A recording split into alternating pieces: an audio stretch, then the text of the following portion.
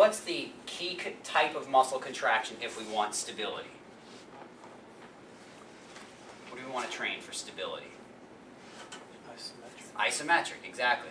So in an isometric contraction, there's no movement, but remember the other big condition was there's no intention of movement. Remember we talked about that day one, isometric versus that maintained isotonic. Maintained isotonic was you're trying to move something, you just can't overcome the force, and you get all the compensations, you get a lot of that summation throughout the body. For a true isometric contraction, there's no movement. All they're trying to do is stabilize. Okay? So I'm going to show you on just on shoulder flexion pattern because it's the easiest to see. So what I don't want stabilization to be is if I have you try to hold your arm here and I have him moving it all around, that's not stabilization. Okay, that's perturbations, which is good for some other things. But if you're trying to work on true stabilization, there should be no movement. Okay, so what I'm going to have you do, and I'm going to come in at a little bit of a diagonal pattern with this, is just hold your arm right here and don't let me move it. Remember, for isometrics, I'm going to come on very slow and low. Okay, and I'm just building a contraction right here. He's not moving right now. Okay, so he's working into that flexion, abduction, external rotation pattern. I've got slow and low, I'm just building my contraction right here. Now, if I go to change directions with my resistance and I come off and come to here, I've lost the stability of it.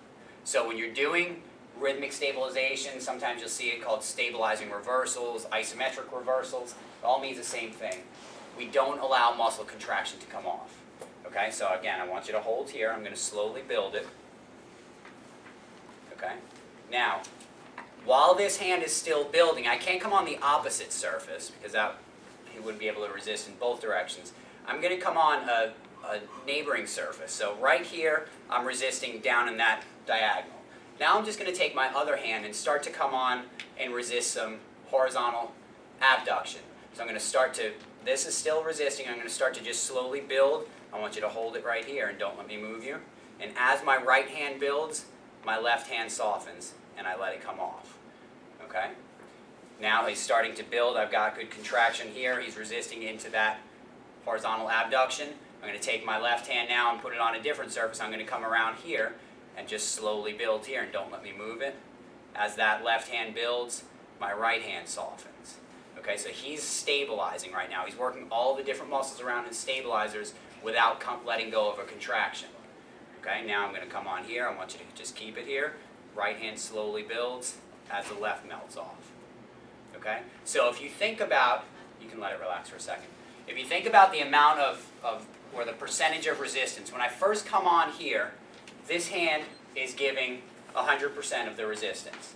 Okay, that amount of resistance doesn't change, but as my right hand comes on, this one starts to build and now takes 10% of it.